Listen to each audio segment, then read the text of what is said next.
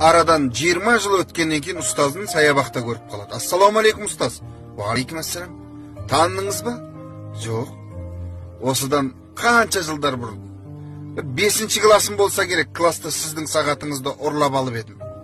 Сонда барлық оқушылардан сұрап шықтыңыз, ешкім мойындаған жоқ. Болмаған соң тақтаға шығардыңыз да бәріміздің көзімізді жұмып қалтамызды тексердіңіз.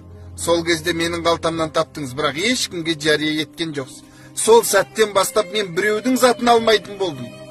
Сонда ұстаз, сонда сен бе едің дейді. Шәкірт, сонда сіз білмедіңіз ба? Сендердің көздеріңді жұмғаннан кейін өзім де көзімді жұмып тексерген едім. Біреудің көңілін қалдырып алмайын, немесе біреуге өзім көңілім қалып қалмасын деп. Қараңыз қайт неткен даналық. Қазірші біреудің тырнағының астынан кір іздейміз, тапсақ жұртқа жария етіп мақтанамыз. Аман болыңыздар.